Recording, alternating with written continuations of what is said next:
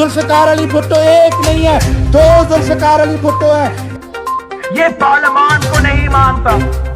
और फिर कहते मैं अपील में जाऊंगा, मैं अपील से पहले नीचे उतरो। जानते हैं, हम जानते हैं क्या Army is a true reflection of the proud nation that you represent.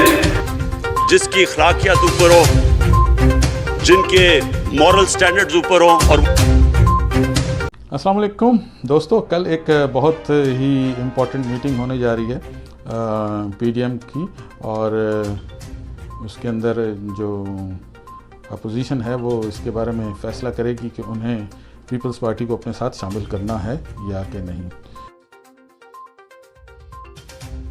Muslim league नून के सदर कायदे हिज़्ब इख्तिलाफ शहबाज शरीफ ने कहा कि मेरी कोई ज़ाती राय नहीं बल्कि राय नून लीग की होती है। अपोजिशन इत्तेहाद पीडीएम के सरबराह मौलाना फजल रहमान के साथ आज मीडिया से ब्रीफिंग में शहबाज शरीफ ने पीपल्स पार्टी से मुताल्लिक सवालात पर शाहिद खाकान के मौक़िफ़ की मुकम्मल हिमायत की।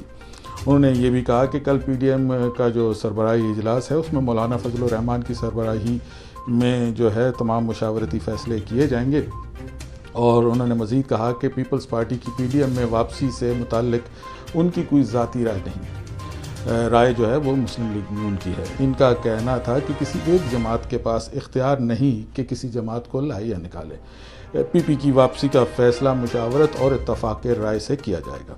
नून लीग के सदर ने अपने इशाइये के हवाले से वजाहत की कि और कहा कि उन्होंने पार्लिमानी लीडर्स को बुलाया था। इस तकरीब का पीडीएम से कोई ताल्लुक़ नहीं था, गलत फहमी को अपने तरफ से दूर कर लिया जाए। उन्होंने ये कहा कि उन्होंने तमाम अपोजिशन जमातों को इसलिए बुलाया क्योंकि उन्होंने ही उन्हें कायदे इख्तिलाफ बनाया, और तकरीब के हवाले से शाहिद खाकान अब्बासी ने जो बात की है वही दुरुस्त है। शहबाज शरीफ ने कहा कि इशाइये इसलिए दिया गया था कि अपोजिशन की तमाम जमातें बजट समेत दीगर शोबाजात में हुकूमत की कारकर्दगी की गफलत पर एक मौक़िफ़ इख्तियार करें।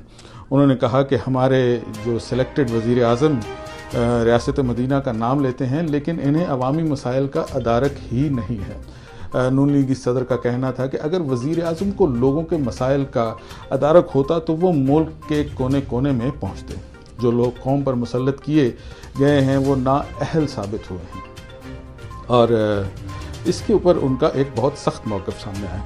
तो नाज़रीन, हम देखते हैं कि ये जो कल का इजलास है ये क्या सूरत हाल लेके आता है और पीपी के मुतालिक क्या फ़ैसले किए जाते हैं। बहुत शुक्रिया, अपना ख्याल रखिए।